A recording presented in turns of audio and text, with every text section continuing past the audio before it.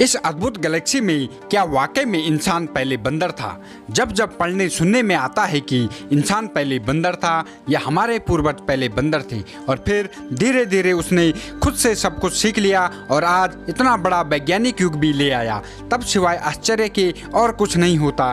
खासकर ये देखकर कि आज किसी भी बंदर को इंसान बनने की कोशिश में खुद इंसान ही मदारी बन जाता है, लेकिन बंदर ने नाम मात्र का भी बदलाव नहीं आता है। मनुष्य के विकास कर्म की इस वैज्ञानिक थ्योरी को लेकर मेरे मन में कुछ सवाल हमेशा से रहे हैं, लेकिन उनके जवाब मुझे आज तक नहीं मिले हैं। लेकिन अपने सवालों का जिक्र करने से पहले मैं चार्ल्स डार्विन की एवोल्यूशन की थ्योरी और बंदर से इंसान बनने तक के सफर पर आता हूं।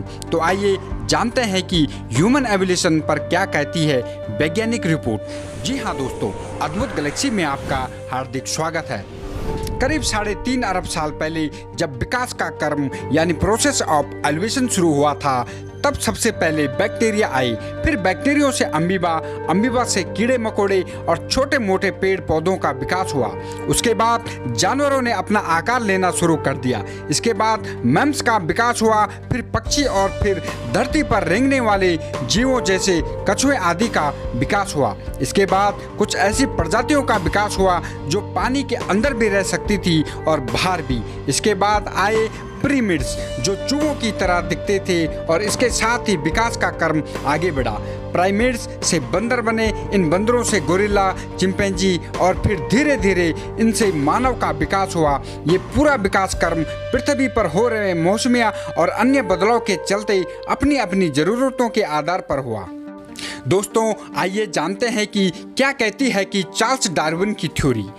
जी हाँ, चार्ल्स डार्विन ने एवोल्यूशन की यह थ्योरी फिंच पक्षियों को देखते हुए दी थी। चार्ल्स डार्विन ने देखा कि फिंच नाम का एक छोटा पक्षी कई द्वीपों में पाया जाता है, लेकिन हर एक द्वीप में इसी पक्षी की शारीरिक बनावट, खासकर उसकी चोंच में बहुत अंतर था।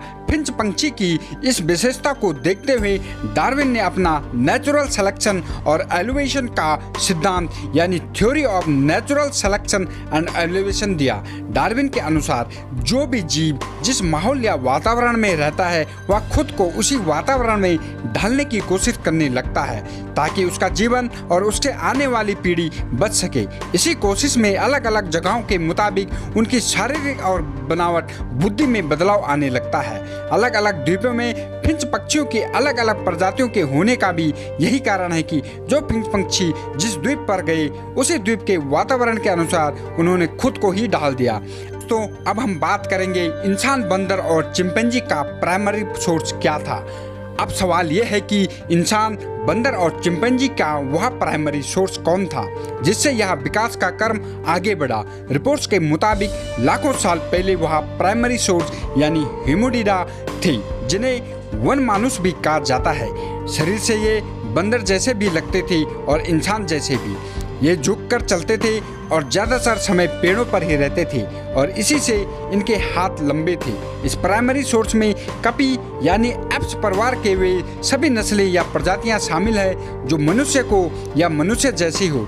इससे मनुष्य, चिंपैंजी और गोरिल्ला और ओरंगोटान आदि के वंश आते हैं। तो दोस्तों, जानकारी कैसी लगी प्लीज़ कमेंट्स कीजिए और यदि आप चैनल पर पहली बार विजिट कर रहे हो तो चैनल को सब्सक्राइब कीजिए। धन्यवाद।